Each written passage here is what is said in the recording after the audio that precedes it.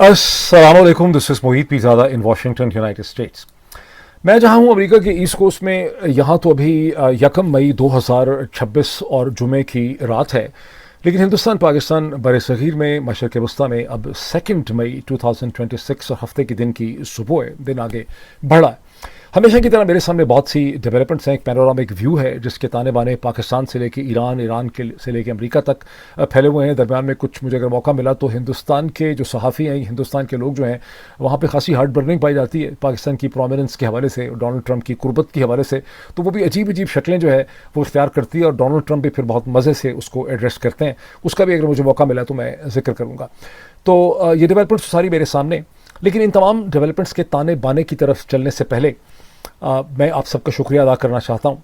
मैंने बहुत गौर से देखा जो मेरा पिछला वीलॉग था, जो उसके ऊपर बड़ा लंबा वीलॉग था, हालांकि इतना लंबा नहीं होगा आज का।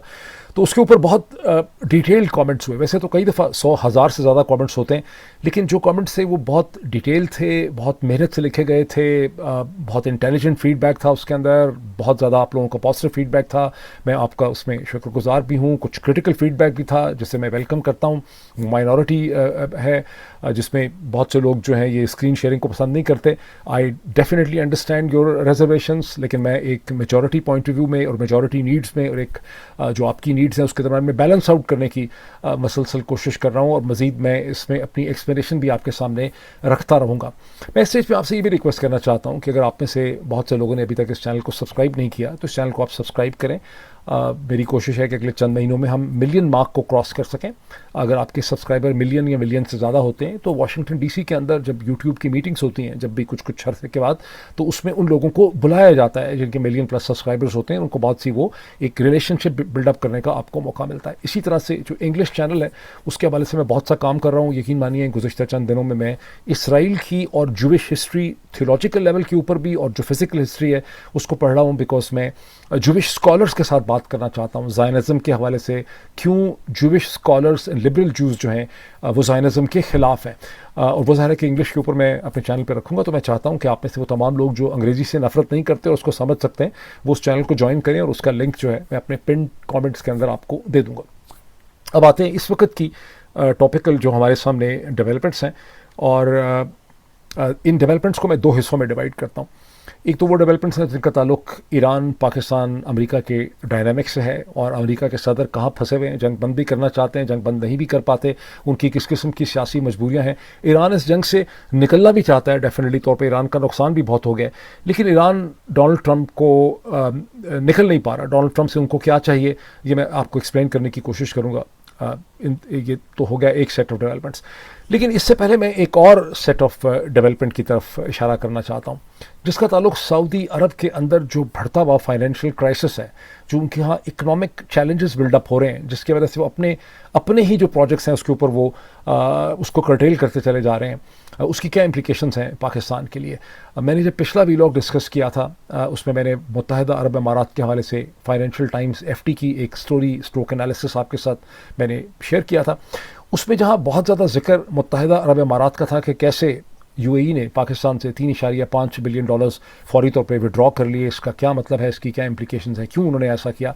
वहाँ पे कुछ कमेंट्स, दो सेट ऑफ कमेंट्स जो थे वो सऊदी अरब के हवाले से। एक तो ये था कि जब UAE ने अपने पैसे वापस लिए तो सऊदी अरब ने जो है वो मज़ीद $3 बिलियन पाकिस्तान को दे दिए, और यूँ इस वक्त पाकिस्तान के स्टेट बैंक के रिज़र्व में तकरीबन $8 बिलियन जो हैं वो सऊदी अरब के हैं, और यूँ पाकिस्तान के स्टेट बैंक के रिज़र्व में जो हैं उसमें से तकरीबन 50% के करीब, थोड़ा सा कम, सऊदी अरब के पैसे हैं। और ये एक अनयूजुअल लेवरेज है सऊदी अरब का पाकिस्तान में। लेकिन ज़्यादा बुरी खबर यह है कि सऊदी अरब के अपने मसाइल इस किस्म के हैं कि जो उन्होंने सितंबर 2025 में पाकिस्तान से फाइनेंशियल कमिटमेंट्स की थी उन्होंने कि हम स्ट्रेटेजिक इन्वेस्टमेंट्स करेंगे बिलियंस ऑफ डॉलर्स की, या एटलीस्ट पाकिस्तान की इस्टेब्लिशमेंट ने लोगों को, मीडिया को ये बताया था जब Saudi Pakistan mutual defence agreement sign हुआ, वो शायद अब सऊदी अरब पूरी नहीं कर सकेगा। ये कहना था फाइनेंशियल टाइम्स का।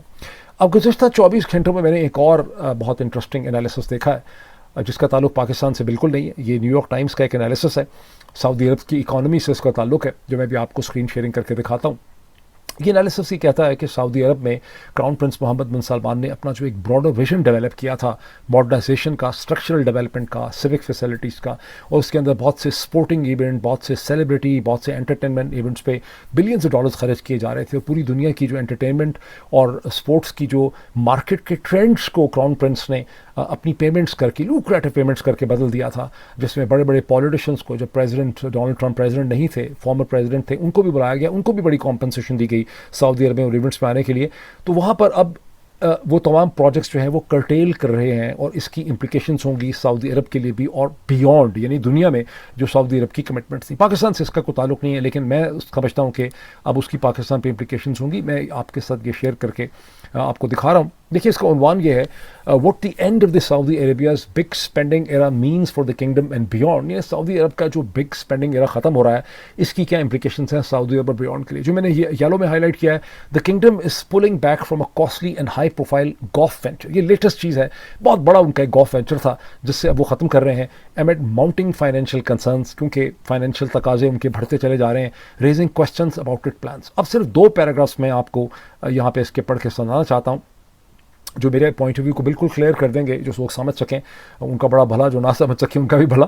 But in recent years, the global ambitions of Crown Prince Mohammed bin Salman have clashed with financial reality as the state faces mounting expenses and lower oil revenue exacerbated by the continuing war in the Middle East.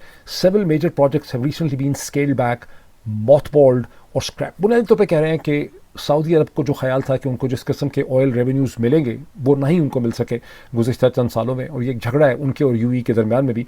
और लेकिन अब जो जंग की सूरत हाल हुई है Iran की, इसके बाद सऊदी अरब ने असेसमेंट की है कि उसके बहुत से फाइनेंशियल जो हदफ हैं वो पूरे नहीं हो सकेंगे, इसलिए वो अपने प्रोजेक्ट्स को स्केल बैक करते चले जा रहे हैं। अब ये जो ग्रीन में है, इसको अगर आप देखें, मैं आपके सामने रख रहा हूँ। When launching in 2022, the upstart competition LIF Golf, इसका प्रोजेक्ट का नाम है LIF Golf, tore apart the sport's traditional structures by luring some of the game's biggest names with the biggest checks in the sport's history. It also pulled in and remunerated figures like President Donald Trump, जिसकी बड़ी फिर controversy मची। ये कहते हैं कि जब इन्होंने LIF Golf को इनिशिएट किया 2022 में, 4 साल पहले, तो इतनी बड़ी कॉम्पनसेशन दी स्पोर्टिंग सेलिब्रिटीज़ को और जो पॉलिटिशियंस को बुलाया, जैसे डोनाल्ड ट्रंप को बुलाया, कि जो तमाम रीत थी, जो कन्वेंशंस थी, वो सारी की सारी जो हैं वो ख़त्म हो गई।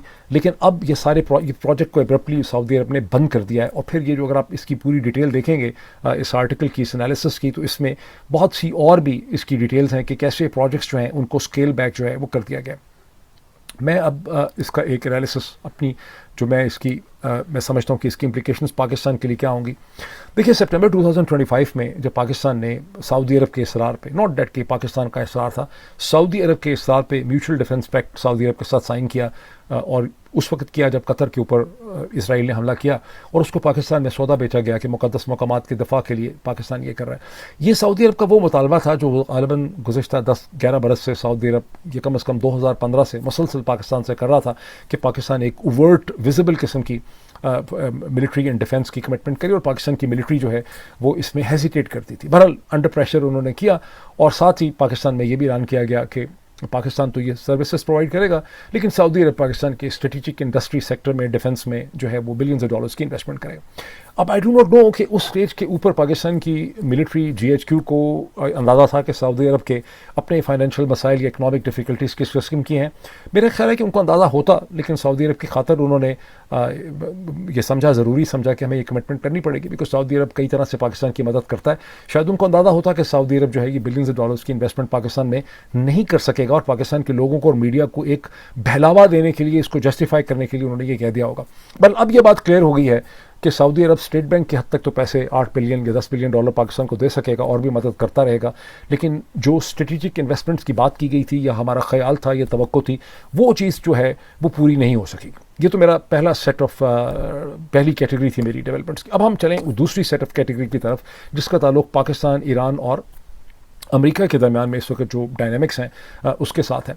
मैंने देखा कि पाकिस्तान के एक बहुत मुमताज़ व्लॉगर हैं जो प्रो गवर्नमेंट हैं, प्रो इस्टेब्लिशमेंट हैं, एवी ओया करके वो ख़बरें सुनाते हैं। लोग वैसे आप में से मुझ पर भी इल्ज़ाम देते हैं कि मैं इंग्लिश की तुझके 2-4 लाइनें पढ़ देता हूँ तो मैं भी एवी ओया करता हूँ। लेकिन ये जो मिस्टर एवी ओया ये किसी खबर के बारे में कोई उसकी एक्सप्लेनेशन नहीं देते कि इसका मतलब क्या है, इसमें ख़राबी क्या है, इसकी वीकनेस क्या है, ये सही भी हो सकती है कि नहीं हो सकती। वो सिर्फ कह देते हैं CNN ने ये कह दिया, अल जज़ीरा ने ये बताया, फ़लाँ ने ये बताया, डॉन ने ये किया, इसने किया। डॉन का तो जिक्र करते ही नहीं। और उन्होंने अब ये दावा कर दिया है कि अमेरिका के सदर डोनाल्ड ट्रंप जो हैं उन्होंने ईरान से फॉर्मली जंगबंदी का ऐलान कर दिया।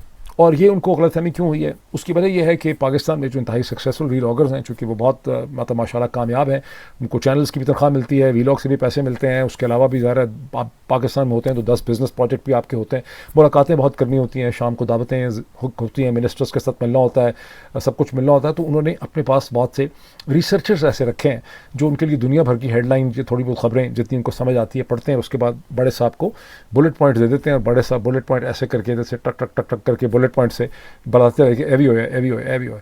तो चूंकि ये रिसर्चर्स जो हैं उनको चीज़ें समझ नहीं आती, तो दावा उन्होंने कर दिया है कि अमेरिका के सदर ने एक formal end of hostilities declare कर दी है ईरान के साथ। ऐसा कुछ भी नहीं हुआ ऐसा कुछ भी नहीं हुआ।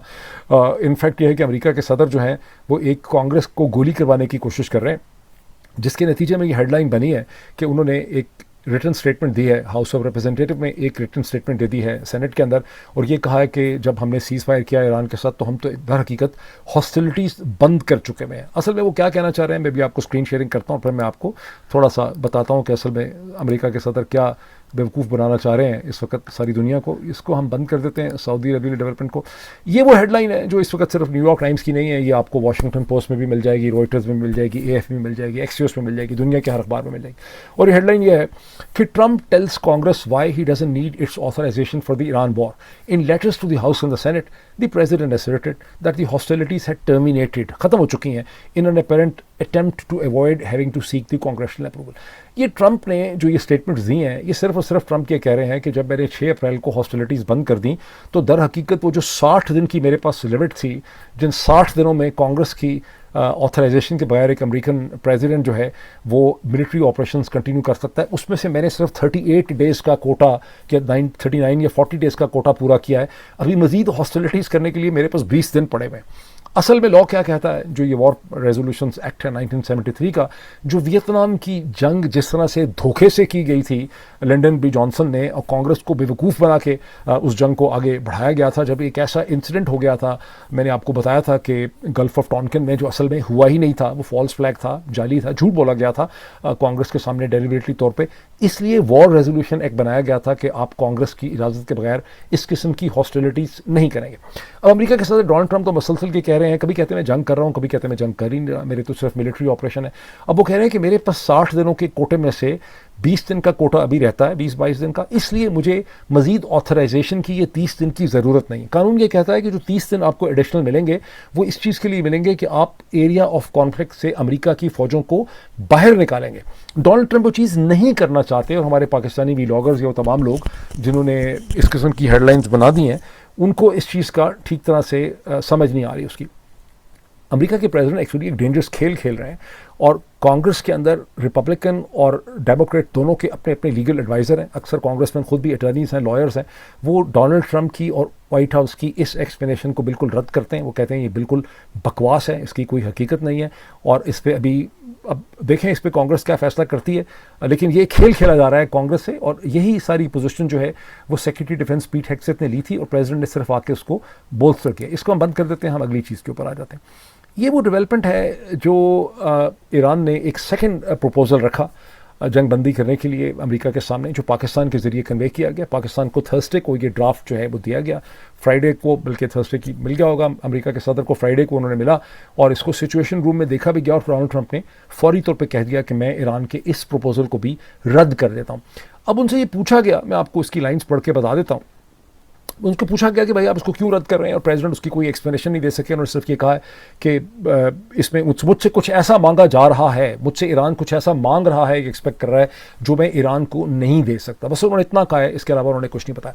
ये जो मैंने येलो में हाईलाइट किया है, the Islamic Republic News Agency IRNA जो है gave no details on the content of the proposal but said that it was sent to Pakistani mediators on Thursday evening. Mr. Trump did not address the substance of the latest proposal or make clear what his objections were, though he was asked specifically about it. और ना ईरानियों ने बताया है कि exactly content क्या था, ना Donald Trump ने बताया कि कंटेंट क्या था। तहम न्यूयॉर्क टाइम्स के कहना है कि 2 सीनियर ईरानी ऑफिशियल्स ने न्यूयॉर्क टाइम्स को ये बताया है कि प्रपोजल में कुछ ज़्यादा फ्लेक्सिबिलिटी है और जो सीक्वेंसिंग ऑफ स्टेप्स है जंग बंदी करने की या नेगोशिएशन की, उसको चेंज कर दिया है। और ईरान ने पहले ये कहा था कि अमेरिका और ट्रंप डोनाल्ड पहले अपना नेवल ब्लॉकेड बंद करें और फिर हम स्ट्रेट ऑफ हॉर्मुज़ जो है उसको हम खोलेंगे। वो कह रहे हैं कि हम स्ट्रेट ऑफ हॉर्मुज़ को पहले खोल देते हैं, उसके बाद आप नेवल ब्लॉकेड जो है वो बंद कर दें। लेकिन उसके बाद ये है कि जो न्यूक्लियर नेगोशिएशंस हैं वो उसके बाद डिटेल से की जाएंगी। अब मैं आपको एक्सियस की स्टोरी बताता हूँ बिकॉज वो ज़्यादा हेल्पफुल हो जाती है इसके मुकाबले में। ये स्टोरी में ये एक्सियस की स्टोरी है, ये इसी के हवाले से स्टोरी है। Iran offers new response on the draft peace deal, Trump is not satisfied. इसमें से मैं एक मेरे ख्याल लाइन मैंने हाईलाइट की है जो मैं आपको बताता हूँ। यहाँ पे हाईलाइट नहीं मैंने की, मैं अभी बता देता हूँ। अच्छा, इसमें देखें, इसमें बुनियादी तौर पे ऊपर ये जो पैराग्राफ सामने है इसमें लिखा हुआ है कि अमेरिकी साइड से उनको कहा गया कि आप न्यूक्लियर प्रोविजंस को इसके अंदर ऐड करें और हमें ये गारंटी करें कि जब तक नेगोशिएशंस हो रही होंगी हम जो हमारे बेरिड न्यूक्लियर है नतान्स में या फर्दो में, हम उसको वहाँ से रिमूव नहीं करेंगे। और ये स्टीव विटकॉफ ने उनको ये सजेशंस दिए। मैं आपको दर्जनों दफ़ा बता चुका हूँ कि डोनाल्ड ट्रंप को भी पता है कि मसला न्यूक्लियर नहीं है, ईरान को भी पता है कि मसला न्यूक्लियर नहीं है। ईरान की और एक्सपेक्टेशंस हैं, मैं भी आपको क्लैरिफाई करता हूँ। डोनाल्ड ट्रंप की और पॉलिटिकल मसाइल हैं, वो भी मैं आपको क्लैरिफाई करता हूँ। इशू बिल्कुल न्यूक्लियर नहीं है। ये कहने के लिए बड़ी हिम्मत चाहिए क्योंकि ये ब्लैक एंड वाइट में इसको कहना जो है ये बड़ा मुश्किल काम है बिकॉज लोग इतना बड़ा रिस्क अपने लिए लेते नहीं है। डील होनी न्यूक्लियर के नाम पे है लेकिन प्रॉब्लम न्यूक्लियर बिल्कुल यहाँ पर नहीं है। ईरान की जो प्रेजेंट रजीम है उसको जितना नुकसान डोनाल्ड ट्रंप पहुंचा सकते हैं इजराइल और अमेरिका, वो पहुंचा चुके हैं। इसके आगे मजीद हमलों से वो रजीम गिरेगा नहीं। अमेरिका के हर स्ट्रेटेजिक एनालिस्ट को इस चीज़ का पता है। डोनाल्ड ट्रंप की सियासी मजबूरी ये है कि वो कोई बड़ी चीज़ करना चाहते हैं क्योंकि उनका जो वोट बैंक है वो बड़ा बेवकूफ़ किस्म का है। जिस तरह से पाकिस्तान में नवाज शरीफ साहब का वोट बैंक बेवकूफ़ है, निस्बतन उसका IQ कम है, इसी तरह से डोनाल्ड ट्रंप का जो वोट बैंक है उसका IQ थोड़ा सा कम है। बेवकूफ़ लोग हैं अमेरिका के जो उनको सपोर्ट करते हैं। तो वो एक बड़ी चीज़ करना चाहते हैं कि बड़ी चीज़ करके मैं कहूँगा कि देखें ईरान मानता नहीं था आखिर में, लेकिन मैंने फिर उसको मज़ीद थप्पड़ लगाए, घोंसे मारे और उसके बाद उसने मुझे वो डील दे दी। वो यही बार बार कह रहे हैं कि मुझे वो डील नहीं मिल रही जिसकी कि मैं तलाश कर रहा हूँ, तो मुझे वो डील जो है वो ईरान दे देगा। और उसमें बार बार न्यूक्लियर इशू को इस तरह से हाईलाइट किया जाता है एज एफ कि न्यूक्लियर असल में इशू है। असल में न्यूक्लियर जो है वो बिल्कुल भी इशू नहीं है। मैं भी आपको एक्सप्लेन करता हूँ कि असल इशू जो है वो फाइनेंशियल है, जिस चीज़ को और ईरान उनसे जो मांग रहा है कि आप सैंक्शंस हटाएं, आप स्ट्रेट ऑफ हॉर्मुज़ के ऊपर हमें एक रोल दें, सुपरविजन दें। डोनाल्ड ट्रंप ये दे नहीं सकते, उनको लगता है कि मेरे लिए बहुत मुश्किल है। वो चाहते हैं कि मैं इसके बगैर किसी तरह से गुजारा कर लूँ, इसमें से मैं सिचुएशन में से बाहर निकल जाऊँ। और इसके लिए उनको मज़ीद कोई ऑप्टिकल चीज़ ऐसी करनी है, मज़ीद शायद कोई स्ट्राइक्स करना चाहें, कुछ करना चाहें, जिसके बाद वो ये सौदा जो है अपने बेवकूफ़ इलेक्टोरल बेस को बेच सकेंगे। और फिर उनके रास्ते में जो असल में रुकावट है वो मैं आपको यहाँ से दिखाता हूँ। ये आप इसको देखें पहले हेडलाइन को। After 60 days, Republican patience for the Iran war is wearing thin. असल इशू ये है कि डेमोक्रेट्स जो रिपब्लिकन सेनेटर्स और कांग्रेसमैन हैं उनको बहुत धड़का ये लगा हुआ है कि उनकी अपनी अपनी कॉन्स्टिट्यूंसीज के अंदर ये जंग इतनी गैर मकबूल है कि अगर ये जल्दी बंद ना हुई, इसमें कोई और ठैंस पटैंस हो गई, इसमें कोई और एक्सटेंशन हो गई, तो वो अपनी अपनी सीट्स जो है हार जाएंगे। अब ये टोटल सेल्फिशनेस आ चुकी है इस वक्त रिपब्लिकन कांग्रेसमैन की। वो चाहते हैं कि डोनाल्ड ट्रंप मजीद कुछ ना करें और ये वो असल प्रेशर है डोनाल्ड ट्रंप के ऊपर। ईरान की मिलिट्री कैपेबिलिटी जो है वो डोनाल्ड ट्रंप के लिए कोई बहुत बड़ा प्रेशर नहीं है, या ईरान कोई बहुत ज़्यादा उनको नुकसान जो है वो नहीं पहुंचा सकता। लेकिन अगर मैं वापस इसके ऊपर आऊँ इस पे एक्सियस में, आप इसमें ये देखें कि ये देखिए जो चीज़ हुई है, जो एक्चुअल देखने वाली है, जो बिहाइंड द सीन्स है। On Thursday afternoon, Trump huddled with his top national security team और Iran for about 45 minutes in the white house situation room में 45 मिनट की मीटिंग हुई ईरान के सेकंड प्रपोजल के बाद, नहीं उससे पहले। और इसमें कौन कौन शामिल था? इसमें वाइस प्रेसिडेंट JD वैंस थे, इसमें secretary of state Marco Rubio थे, इसमें सेक्रेटरी ऑफ डिफेंस पीट हेक्सेट थे, CIA के डायरेक्टर जॉन ब्रैडक्लिफ थे और स्टीव विटकॉफ इसके अंदर मौजूद थे। और फिर सेंटकॉम के कमांडर एडमिरल ब्रैड कूपर ने और जॉइंट चीफ चेयरमैन जो हैं जनरल डैन केन, उन्होंने ट्रंप को ब्रीफ किया, उनकी टीम को। ये बहुत बड़ी ब्रीफिंग थी और उनको मजीद उन्होंने मिलिट्री ऑप्शन दी कि ईरान के खिलाफ जो है वो क्या कर सकते हैं। अब इसके साथ आपको मैं एक और चीज़ दिखाता हूँ। ये देखिए, ये प्रोफेसर रॉबर्ट पेप हैं जिनका ये ट्वीट है। जो ये आपको दिखा रहे हैं कि ये कैसे एक मैसिव यूएस एयरलिफ्ट जो है वो कह रहे हैं कि गुज़श्ता 24 घंटे में हो रहा है। और ये आप देख सकते हैं कि अगर नक्शे में थोड़ा सा गौर करें तो ये ब्रिटेन है और ये ब्रिटेन के साउथ से ये सारी एयर ट्रैफिक जो है आ रही है और ये पर्शियन गल्फ की तरफ जो है वो आ रही है। और रॉबर्ट पेप ने एक और भी ट्वीट किया है जिसमें उन्होंने कहा है कि मल्टीपल साइंस जो है new US strikes on Iran imminent in the coming days, जिसमें एक्सप्लेन करते हैं कि एक तो हाइपरसोनिक मिसाइल्स जो हैं वो डिप्लॉय कर दिए हैं कि गल्फ में नई मिलिट्री ब्रीफिंग्स की जा रही हैं, 3 कैरियर्स वहाँ पे ऑलरेडी मौजूद हैं। अब मैं वापस आता हूँ रॉबर्ट पोप के इस चीज़ के ऊपर, अगर आप इसको देख सकें। ये एक ऐसी चीज़ है जिस पे मैं कोई तकरीबन 2-2.5 घंटे से रिसर्च करता रहा हूँ समझने के लिए, बिकॉज कोई भी मेजर पब्लिकेशन जो है वो इस मैसिव जो बिल्डअप है इससे रिपोर्ट किसी ने नहीं किया, ना न्यूयॉर्क टाइम्स ने किया है, ना वॉशिंगटन पोस्ट ने किया है, ना इसे एक्सियोस ने किया है, ना किसी और ने इसको, सीएनएन ने, किसी ने इसको रिपोर्ट नहीं किया। इनफैक्ट सीएनएन की तो रिपोर्ट की बता रही है कि 13 के 13 जो बेसिस हैं अमेरिका के वो नाकारा हो गए हैं, वो बिल्कुल ऑपरेशनल नहीं है, उनको इस्तेमाल जो है वो नहीं किया जा सकता। तो ये बिल्डअप कहाँ हो रहा है ये आसानी से समझ नहीं आता। मैंने एआई के टूल्स यूज़ किए हैं, गूगल एआई मुख्तलिफ मतलब लिंक्स उनको दिए हैं कि रॉबर्ट पेप ये कह रहे हैं, ये किधर से ये ट्रूप कहाँ जा रहा है सारा ट्रूप बिल्डअप।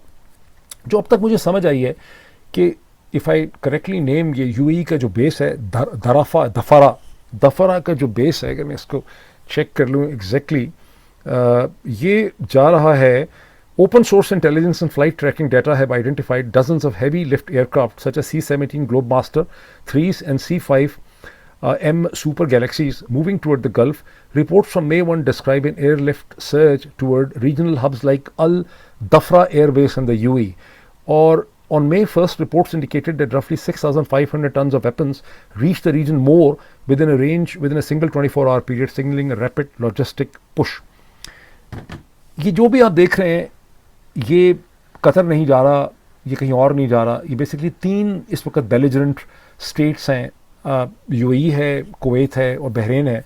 ये जो कोई भी अमेरिकन मिलिट्री बिल्डअप है ये इन 3 स्टेट्स के आगे पीछे हो रहा है। प्रिंसिपली तौर पे अगर ये इन्फॉर्मेशन एक्यूरेट है, हो सकता है ये इन्फॉर्मेशन एक्यूरेट ना हो, बिकॉज मुझे लग रहा है इसलिए बहुत देर लगी है, शायद ये इन्फॉर्मेशन एक्यूरेट ना हो, लेकिन ये यूएई सेंट्रिक सारा का सारा जो है वो बिल्डअप जो है इस वक्त करने की कोशिश की जा रही। अब मैं वापस आता हूँ, आपको एक और बड़ी मैं इंटरेस्टिंग चीज़ यहाँ से दिखाना चाहता हूँ। इसको तो मैं बंद कर दूँ। ये देखें कुछ और कॉम्प्लिकेशंस डोनाल्ड ट्रंप के रास्ते में किस किस्म की हैं। एक तो पहले आप ये देखें कि ये साउथ एशिया इंडेक्स जो है ये एक मेरा ख्याल है हिंदुस्तानी कोई प्लेटफॉर्म है। यहाँ पर एक इंडियन ओरिजिन की अमेरिकन जर्नलिस्ट हैं, जब डोनाल्ड ट्रंप हेलीकॉप्टर ले रहे हैं तो उनसे कहती हैं कि भी आपको पता है कि पाकिस्तान ने ओवरलैंड फैसिलिटीज़ दे दी हैं ईरान को। तो डोनाल्ड ट्रंप कहते हैं कि भी आप हैं कहाँ की, पहले आप क्या इसे कहते हैं पाकिस्तानी हो, कहते हैं मैं अमेरिकन हूँ। असल में डोनाल्ड ट्रंप को उनके एक्सेंट से लगा कि ये जो है पाकिस्तानी हो सकती हैं। फिर डोनाल्ड ट्रंप ने बड़ा असर्ट किया कि नहीं, आई रियली लाइक देम, कि फील्ड मार्शल आसिम मुनीर सब लोग बहुत अच्छे हैं और मुझे पता है कि पाकिस्तान ने ये लैंड रूट्स दिए हमें, which actually raises some very interesting questions के इसका मतलब है कि ज़ाहिर है कि पाकिस्तान ने जब लैंड रूट्स दिए ईरान को, जिसका मैंने बहुत तारीफ़ की थी, तो उन्होंने एक टैसिट अप्रूवल लिया अमेरिका के सदर से। अब अमेरिका के सदर ने टैसिट अप्रूवल एक तरह से कंसेशन के तौर पे ईरान को यहाँ से दिया हुआ है। या वो समझते हैं कि लैंड रूट इतना इंपॉर्टेंट नहीं है, या ये है कि अगर लैंड रूट है भी और अमेरिका के अवाम को बहुत ज़्यादा इसका पता भी नहीं है, और अब जैसे ये इंडियन मीडिया है वो चाहता है कि अमेरिका के लोगों को पता चल सके, प्रेसिडेंट को तला जाए इसमें से, तो प्रेसिडेंट समझते हैं कि ईरान के पास ये स्पेस होनी चाहिए या ये स्पेस सिग्निफिकेंट नहीं है। अब एक और आप इसके साथ से चीज़ देखें, ये एक्सियोस की है, नहीं ये अगर मैंने बंद नहीं कर दी, ये एक्सियोस की है। देखें ये हेडलाइन तो इसकी ये है, US blockade has cost Iran $4.8 billion, pentagon says. लेकिन ये जो मैंने येलो में हाईलाइट किया इसको देखें, zoom out. Samir Madani, co-founder of the tanker tracking corporation.com, said that a large Iranian oil tanker named Huge showed how to avoid US interdiction. इससे ये पता चलता है कि ईरानी टैंकर्स बावजूद इस मैसिव जो सेंटकॉम का बिल्डअप है उसके बावजूद ईरानी टैंकर्स ने एक रास्ता ढूंढ लिया है और वो ख़तरा मोल लेकर पाकिस्तान और हिंदुस्तान के साहिल से ईरान, उसके बाद पाकिस्तान, फिर इंडिया के साहिल के साथ साथ से वो बाहर निकलने की कोशिश कर रहे हैं। लिखा हुआ है ये जो टैंकर इसका नाम ह्यूज है, it hugged the coasts of Pakistan and India on its way to the relatively safe harbor of the Malacca state of Malaysia, where crude is usually transferred to other ships bound for China. So ईरानियों ने ये रास्ता भी एक ढूंढा हुआ है according to access के, और वो कह रहे हैं कि वो इतने डेस्परेट हैं कि हो सकता है कि वो पूरी जेल ब्रेक की एक एफर्ट भी वहाँ से वो करें। अब मैं इसमें स्टॉप शेयरिंग करता हूँ, मैंने खासी चीज़ें आपको इसके हवाले से दिखा दी हैं, मैं इसको अब एक सम अप करता हूँ। डोनाल्ड ट्रंप एक बहुत बड़ी पॉलिटिकल मुसीबत में पड़े हुए हैं। उनकी रिपब्लिकन पार्टी की पेशेंस जवाब दे गई है। अमेरिका में जंग इंतहाई गैर मकबूल है। जितने गैर सरकारी स्ट्रेटेजिक एनालिस्ट हैं जो गवर्नमेंट को सपोर्ट नहीं करते या इंडिपेंडेंट हैं, वो सब समझते हैं कि अमेरिका कुछ भी करे, चाहे न्यूक्लियर डिवाइसेस भी इस्तेमाल कर ले, उसे अब ईरान से वो स्ट्रेटेजिक गोल नहीं मिल सकते जो कि उसे ईरान से मिलने चाहिए थे। यानी मज़ीद जो अगर डोनाल्ड ट्रंप सोचते हैं, और वो क्या है कि ईरान का रजीम जो है वो किसी भी जंग के नतीजे में फॉल नहीं करेगा। ईरान की मज़ीद तबाही आप कर सकते हैं, लेकिन इसका कोई फ़ायदा नहीं है। डोनाल्ड ट्रंप को भी इसका एहसास है। डोनाल्ड ट्रंप को ईरान से कोई ऐसी डील चाहिए जो वो लोगों को बेच के ये कह सकें कि देखें मैंने ईरान से वो कुछ हासिल कर लिया जो इससे पहले कोई और हासिल नहीं कर सका था। लेकिन ईरान की ज़िंदगी भी बड़ी मुश्किल है। ईरान का मसला ये है कि हम में से जो बहुत से लोग बहुत खुशी से ये कहते हैं कि देखें ईरान गिरा नहीं, उसकी हुकूमत ख़त्म नहीं हुई। एक ही चीज़ ऐसी हुई है जो अगर आप असल में समझ सकें, अमेरिका और इज़राइल ने ईरान का बहुत नुकसान किया। उन्होंने ईरान का इंफ्रास्ट्रक्चर, नेवी, तमाम बहुत नुकसान कर दिया ईरान का। अगर इस स्टेज के ऊपर वो ईरान को कोई डील नहीं देते, ईरान को कोई फाइनेंशियल लीज इसमें से नहीं मिलती, सैंक्शंस नहीं हटती, स्ट्रेट ऑफ हॉर्मुज़ पर रोल नहीं मिलता, और इसी हाल में वो ईरान को छोड़ देते हैं, कल कला को आप देखते हैं कि ईरान इतना मजबूर हो जाता है कि वो डोनाल्ड ट्रंप की ये डील एक्सेप्ट कर लेता है। उसको ना हॉर्मुज़ पे से टोल मिलता है, ना उसको सैंक्शंस में से कोई रिलीफ मिलती है, और जंग ख़त्म हो जाती है और कहते हैं दोबारा जंग नहीं करेंगे। तो मुझे बहुत ज़्यादा शक है कि ईरान का जो इस्लामिक रेवोल्यूशनरी रजीम है ये सर्वाइव नहीं कर सकेगा। अब मैं कैसी बात आपके सामने कर रहा हूँ, आप में से तो लोग कहते हैं कि हेडलाइन पढ़ के चले जाते हैं, सर्वाइव नहीं कर सकेगा। अब आप देखें, कोई आपको दुनिया में ये कहता हुआ नहीं मिलेगा, लेकिन मैं आपको बता रहा हूँ सर्वाइव नहीं कर सकेगा। सर्वाइव इसलिए नहीं कर सकेगा कि कभी भी मिलिट्री एक्शन यानी फौज कशी के ज़रिए रजीम्स और हुकूमतें नहीं गिरती, उसके कॉन्सिक्वेंसेस के ज़रिए में गिरती हैं। अगर ईरान को फाइनेंशियल इकोनॉमिक रिलीफ यहाँ पे नहीं मिलेगी तो ईरान का ये रजीम इसके बाद जो पॉलिटिकल क्राइसिस खड़ा होगा ईरान के अंदर, उसे सह नहीं सकेगा। बिकॉज ईरान के अंदर बहुत तबाही हुई है। अगर ईरान को कोई फाइनेंशियल रिलीफ मिलेगी, ईरान बिल्डअप कर सकेगा, लोगों को कुछ दे सकेगा, उनके मुंह में रोटी टुकड़ डाल सकेगा, तभी ईरान की हुकूमत बचेगी। अदरवाइज़ कुछ अरसे के बाद ईरान की हुकूमत के लिए इस किस्म के पॉलिटिकल मसाइल खड़े हो जाएंगे जिनको वो हैंडल नहीं कर सकेंगे। ये मैं प्रोजेक्शन फ्यूचर की कर रहा हूँ। ये वो जगह है जहाँ फंसे में। डोनाल्ड ट्रंप को बेचने के लिए बेवकूफ़ अमेरिकन को चाहिए, ईरान को डोनाल्ड ट्रंप से एक मीनिंगफुल रिलीफ चाहिए। ये दोनों चीज़ें हो नहीं पा रही हैं। अब मिलिट्री बिल्डअप भी है, सब चीज़ें भी हैं। खुदा बेहतर जानता है कि अगले 24-48 घंटों में ये कुछ फॉरवर्ड क्या होगा। दिस इज़ द सिचुएशन जहाँ पे इस वक्त हम फंसे हुए। अभी इतना ही, फिर आपसे मुलाकात होती है।